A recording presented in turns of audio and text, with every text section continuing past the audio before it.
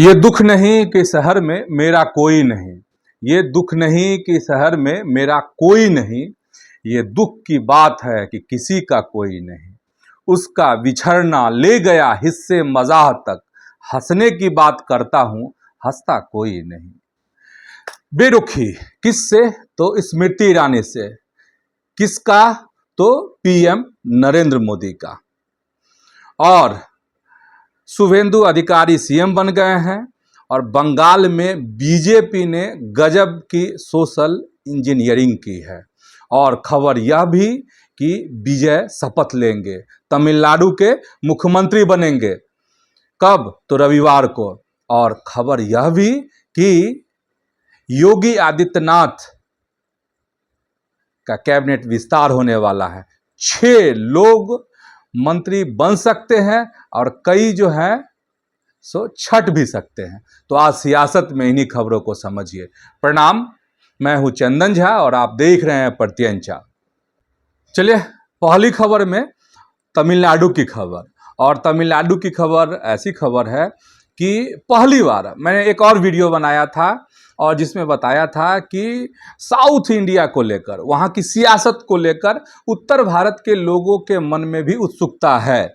और उत्सुकता खासकर तमिलनाडु के जो अभी चुनाव परिणाम आए हैं, उतनी दिलचस्पी केरल को लेकर नहीं है जितनी दिलचस्पी तमिलनाडु को लेकर है। इसके पीछे का कारण ये है कि जो जोसेफ विजय हैं या विजय थालापति भी जिनको कहा जाता है, जो हीरो हैं, हालांकि उन्होंने फिल्म छोड़ दिया है, कुछ साल से फिल्म नहीं कर रहे हैं, 2024 के बाद उनकी फिल्में नहीं आई हैं। खैर चलिए, हम चलते। ये हैं कि 4 दफ़े उनको जाना पड़ा तमिलनाडु के राज्यपाल जो राजेंद्र विश्वनाथ अर्लेकर हैं उनके पास। और चारों बार जब गए, 3 बार जो गए तो उन्होंने रिजेक्ट कर दिया क्योंकि वह समर्थन नहीं जुटा पा रहे थे। अगर बताएं आपको तो 234 विधानसभा की सीटें हैं तमिलनाडु में, 118 विधायकों का समर्थन चाहिए सरकार बनाने के लिए। लेकिन जो विजय थालापति हैं, उनकी जो पार्टी है, उसको मात्र 108 सीटें आई थी। 108 मतलब 10 सीटें कम पड़ रही थी। अब जो है 118 विधायकों का समर्थन हस्ताक्षर पत्र जो है उन्होंने राज्यपाल को सौंपा है। और अब यह जो है धुंध छट गई है और विजय कल जो है मतलब रविवार को बन जाएंगे सीएम तमिलनाडु के। और अब 121 विधायकों का समर्थन उनको प्राप्त हो गया है, जिसमें से टीवीके को आपको 108 सीट बताए ही थे, कांग्रेस के 5 हैं, सीपीआई और सीपीआईएम के 2-2 विधायकों का समर्थन पहले ही मिल गया था, 8 मई तक मिल गया था। आज शनिवार को जो है उसमें वीसीके और आईयूएमएल ने टीवीके को अपने 2-2 विधायकों का समर्थन दिया है। तो इस तरीके से बहुमत का आंकड़ा पार कर गए हैं कौन? थालापति विजय या जोसेफ विजय जो कह लीजिए। ठीक है, अब दूसरी खबर आपको हम फटाफट बता देते हैं। कैबिनेट का विस्तार होने वाला है, योगी कैबिनेट का। और जो योगी कैबिनेट का विस्तार होने वाला है उसमें कई नाम हैं जो चर्चा में हैं, इनको शामिल किया जा सकता है। हो सकता है कि रविवार को ही मंत्रिमंडल का विस्तार हो जाए। चर्चा इसलिए थी कि जब तक हम आपके लिए यह वीडियो रिकॉर्ड कर रहे हैं तब तक खबर यही कि योगी आदित्यनाथ जो हैं राज्यपाल से मिलने के लिए गए थे, उनकी मुलाकात हुई है और कहा जा रहा है कि वो लिस्ट लेके गए। तो इसमें 6 लोग जो हैं जो इनके मंत्रिमंडल में आ सकते हैं। उसमें मनोज पांडे का नाम है, सपा से बगावत करके आने वाले। फिर इधर श्रीकांत शर्मा पहले रहे हैं मंत्री, वो मंत्री बन सकते हैं। फिर आपको भूपेंद्र सिंह चौधरी हैं। इसके बाद पूजा पाल, आशा मौर्य, महेंद्र सिंह नाम है, महेंद्र सिंह, वो भी बन सकते हैं मंत्री। ये 6 लोगों का जिक्र है, चर्चा है उत्तर प्रदेश की सियासत में कि वह मंत्री बन सकते हैं। कई मंत्रियों को जिम्मेदारी से मुक्त किया जा सकता है, छांटे जा सकते हैं। यह है मतलब 2027 से पहले की बड़ी कवायद उत्तर प्रदेश में। अब देखिए कल क्या होता है। खबर यही है कि कल मंत्रिमंडल का विस्तार हो सकता है। अब हम सीधे उस खबर पर चलते हैं जिसमें हमने आपको बताया था कि भाव नहीं दिए, इग्नोर किए, बेरुखी रही स्मृति ईरानी के प्रति। किसका? तो नरेंद्र मोदी का, पीएम मोदी का। तो ये कहाँ था, कहाँ बेरुखी दिखी? तो ये दिखी जो बंगाल में आप जान ही रहे हैं कि बंगाल में पहली बार भाजपा की सरकार जो है बन गई है। शुवेंदु अधिकारी मुख्यमंत्री बन गए हैं और शुवेंदु ने जो है शपथ ले ली है वहाँ के सीएम की। और शपथ लेने के बाद उन्होंने प्रधानमंत्री को झुककर प्रणाम किया। किसने? तो शुवेंदु अधिकारी ने। और शुवेंदु अधिकारी के साथ 5 और मंत्रियों ने शपथ ली है। इसमें से आपको दिलीप घोष हैं, अग्निमित्रा पॉल हैं, अशोक कीर्तनिया हैं, इसके बाद क्षुद्दीराम टुड्डू हैं, निशीथ प्रमाणिक हैं। ये लोग ने भी शपथ ली है। अच्छा, कार्यक्रम में प्रधानमंत्री मोदी के अलावा आपको गृह मंत्री अमित शाह, राजनाथ सिंह, नितिन गडकरी, शिवराज सिंह चौहान समेत कई केंद्रीय मंत्री जो है इस मौके पर मौजूद रहे। एनडीए और बीजेपी शासित राज्यों के 20 मुख्यमंत्री भी इस कार्यक्रम में पहुंचे थे। मतलब एकदम भव्य कार्यक्रम ये हुआ और रोड शो किया पीएम मोदी ने और वहां पर पहुंचे। 2-3 ऐसी तस्वीरें दिखी। कहां पर? तो उस मंच पर जो बहुत सारे सवाल, बड़ी उत्सुकता बना रही हैं वो तस्वीरें। एक तो ये कि पीएम मोदी ने सबसे मतलब उम्र दराज भाजपा कार्यकर्ता, 98 साल के भाजपा के कार्यकर्ता माखनलाल सरकार के पास पहुंचे। उनको प्रधानमंत्री मोदी ने शॉल उठाया, उनके पैर छुए, उनसे आशीर्वाद उन्होंने लिया। पीएम मोदी ने उनसे बातें की। तो ये अलग तरह के संदेश देने की कोशिश की। भाजपा जो है, मतलब ये आरोप लगते रहे हैं कि जो वरिष्ठ कार्यकर्ता हैं, जो सीनियर लीडर रहे हैं, उनको मार्गदर्शक मंडल में जो है धकेल दिया गया। नहीं, मुरली मनोहर जोशी, लाल कृष्ण आडवाणी जैसे नेताओं के नाम बार बार लिए जाते हैं और कहा जाता है कि मोदी का युग जब आया तो ऐसे लोग दरकिनार कर दिए गए। तो एक मैसेज देने की कोशिश उसी मंच पर, जिस मंच पर शुवेंदु अधिकारी ने मुख्यमंत्री पद की शपथ ली, उसी मंच की यह तस्वीर उभरी और सबसे सीनियर उम्रदराज कार्यकर्ता का उन्होंने आशीर्वाद लिया, बातें की। ठीक है। इसके बाद एक और तस्वीर वहां उभरी जिसकी खूब चर्चा हो रही है। पता नहीं आप अगर लोगों ने देखा तो इसको पकड़ा कि नहीं पकड़ा। मैंने एक पत्रकार के नजरिए से इन चीजों को देखने की कोशिश की। उस मंच को मैं टटोल रहा था, उसमें जो मुझे बातें दिखी हैं वो मैं चाह रहा कि आपसे शेयर करूं। और यही है कि स्मृति ईरानी का किस कदर मतलब एक बड़ी छवि रही है स्मृति ईरानी की। टीवी की दुनिया के कलाकार के इतर राजनीति और सियासत में भी उनका बोलबाला रहा है और एक समय में देश की शिक्षा मंत्री रही हैं। बाद में भी कुछ मंत्रालय की जिम्मेदारी उनके कंधे पर रही, लेकिन जब वो चुनाव हार गई अमेठी से, तब जो है चीजें बदल गई और एकाएक जो है फिर से वह टीवी की दुनिया में आ गई हैं। आजकल फिर से सास भी कभी बहू थी, मुझे लगता है कि वही सीरियल है जिसमें फिर से वो एक्टिंग कर रही हैं।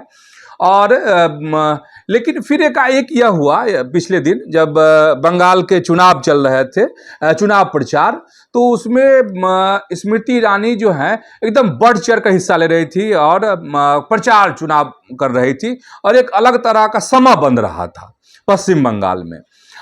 तो इससे लग रहा था कि स्मृति ईरानी की फिर से राजनीति में एक बड़ी वापसी हो सकती है। तो पता नहीं बड़ी वापसी होगी कि नहीं होगी, और इसलिए हम कह रहे हैं पता नहीं, क्योंकि जो मंच था उस मंच पर पीएम मोदी हैं, तस्वीर में आप देख भी रहे होंगे, देखे भी होंगे कि ये जो सबसे सीनियर लीडर जो थे बीजेपी के, जिनसे मोदी ने पैर छूकर आशीर्वाद लिया, उनके पीछे में मिथुन चक्रवर्ती हैं और ठीक बगल में स्मृति ईरानी है। और इसके बाद क्या होता है कि उसी मंच पर मिथुन चक्रवर्ती से बात करने के लिए आगे बढ़ते हैं, बगल में जाते हैं प्रधानमंत्री नरेंद्र मोदी, और उस ठीक उनके मिथुन के बगल में है स्मृति ईरानी। स्मृति ईरानी एक बार नहीं, 2-2 बार नरेंद्र मोदी को बगल में हैं, 2-2 बार जो है सो प्रणाम कर रही हैं और नरेंद्र मोदी जो है कोई भाव नहीं दे रहे हैं। एकदम इग्नोर कर रहे हैं। और हंसी ठिठोली कहिए या जो बात हुई होगी, हम इसको फिलहाल हंसी ठिठोली मानकर चलते हैं, क्योंकि मंच पर, सार्वजनिक मंच पर बातें हो रही थी, अगल बगल में कई लोग थे, तो बहुत सीक्रेट बातें तो नहीं हुई होंगी, तो हंसी ठिठोली का ही माहौल होगा। और ऐसा लग रहा है कि प्रधानमंत्री कुछ कह रहे हैं और बहुत गंभीरता से वो सुन रहे हैं, फिर उसका ये कर रहे हैं मिथुन चक्रवर्ती, ये सारी तस्वीरें उभरी। अब इसमें सवाल ये है कि स्मृति ईरानी को क्या जो बंगाल के चुनाव हुए, जिसके नतीजे आए और जो चुनाव प्रचार हुआ, उसमें सिर्फ और सिर्फ महिलाओं को रिझाने के लिए, महिला वोटर को बीजेपी के तरफ आकर्षित करने के लिए स्मृति ईरानी का इस्तेमाल किया गया? अगर नहीं इस्तेमाल किया गया तो प्रधानमंत्री नरेंद्र मोदी ने इस तरीके से स्मृति ईरानी को भाव क्यों नहीं दिया, इग्नोर क्यों किया? तो ऐसे में सवाल ये है कि आगे स्मृति ईरानी का बस जरूरत पड़ने पे इस्तेमाल होगा, या फिर भाजपा की जो सियासत है उसमें स्मृति ईरानी को फिर से बड़ा फलक मिलेगा, स्मृति ईरानी फिर उसी रूप में दिखेंगी, क्या होगा? लेकिन जिस तरीके से स्मृति ईरानी के चेहरे पर आज बेबसी दिखी, वो बहुत कुछ कह रही है। वह बहुत कुछ कह रही है कि नरेंद्र मोदी के मन में क्या चल रहा है। लेकिन नरेंद्र मोदी अगर हाथ भी हिलाते हैं तो उसके मायने होते हैं, अगर किसी को पलटकर नहीं देखते हैं तो उसके भी मायने होते हैं, और उन चीजों का ये होता है, पर्दे पर वो चीजें आती हैं। अब ये देखने वाली बात होगी। ये बहुत दिलचस्प और मजेदार तस्वीर थी जो हम आपको बताना, जिसके बारे में बताना चाह रहे थे, जो मैंने फील किया, जो मैंने महसूस किया। ठीक, अब एक और जातीय समीकरण, और जातीय समीकरण आप जो कह ले, नेता जो भाषण दे ले, आम लोग भी जो कह ले, लेकिन बिना जाति, बिना क्षेत्रीय कॉम्बिनेशन की सियासत पूरी नहीं होती है पूरे देश की। अगर कोई कहता है तो झूठ बोलता है, बरगलाता है। तो इसीलिए जो कहा जा रहा है कि अच्छी और बेहतरीन सोशल इंजीनियरिंग भी हुई है। कहाँ? तो पश्चिम बंगाल में। आप शुभेंदु अधिकारी हैं, दिलीप घोष, अग्निमित्रा पॉल, निशीथ प्रामाणिक, अशोक कीर्तनिया, ये सब एक साथ शपथ उन्होंने ली है। और इसी में कह रहा है कि इसमें जातीय समीकरण, सोशल इंजीनियरिंग का बहुत ख्याल रखा गया है, क्षेत्रीय समीकरण को भी बखूबी साधने की कोशिश जो है भाजपा वहाँ पर की है। अब आपको बताते हैं, जो टीम शुभेंदु बनी है उसमें शुभेंदु अधिकारी ब्राह्मण है, और माहिस से कहा जाता है, उनका जो इलाका है मेदिनीपुर, माहिस जातियों का इलाका है, लेकिन वो जाति से ब्राह्मण है। इसके बाद आपको बता रहे हैं, इसके बाद आपको शुभेंदु अधिकारी के ये हो गए। फिर मतलब शुभेंदु अधिकारी का मतलब ये होता है कि जो कहा जाता है बंगाल में भद्र लोग, जेंटलमैन की जो एक दुनिया है भद्र लोग की, जिसमें ब्राह्मण, कायस्थ और वैद्य ये लोग आते हैं, तो उसका प्रतिनिधित्व कह लीजिए कि शुभेंदु अधिकारी, तो वो तो सीएम ही बन गए हैं, तब उनकी बात ही नहीं है। मतुआ और राजवंशी समाज से भी आए हैं। अब देख लीजिए, मतुआ अशोक कीर्तनिया, वह भी मंत्री बने हैं, और बीजेपी ने मतुआ समाज से आते हैं अशोक कीर्तनिया, उनको अपना ये बनाया है। फिर आपको राजवंशी समाज से भी मौका मिला है, और निशीथ प्रामाणिक जो हैं राजवंशी समाज से हैं। इसके बाद आपको आदिवासी अस्मिता से भी है, ये आपको खुद्दीराम जो टुड्डू हैं वो भी आपको मंत्री बने हैं, तो ये भी मैसेज हो गया। महिलाओं को मैसेज देने के लिए अग्निमित्रा पॉल, और महिला जो मध्यम वर्गीय शहरी जो क्षेत्र है बंगाल का, उसका प्रतिनिधित्व अग्निमित्रा पॉल करती हैं, तो वो हो गया है।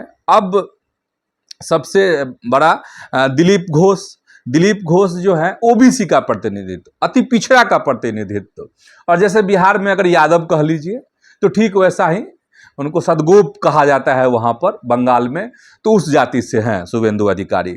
संघ के प्रचारक भी रह चुके हैं आरएसएस के। तो ये सोशल इंजीनियरिंग कर वहाँ पर बंगाल में एक बड़ा मैसेज देने की कोशिश जो है भाजपा ने की है। तो आज के सियासत में इतना ही। यूट्यूब पर प्रत्यंचा को सब्सक्राइब कीजिए, फेसबुक पर प्रत्यंचा के पेज को आप फॉलो कर लीजिए, और वीडियो को लाइक कीजिए, शेयर भी कीजिए। धन्यवाद, प्रणाम।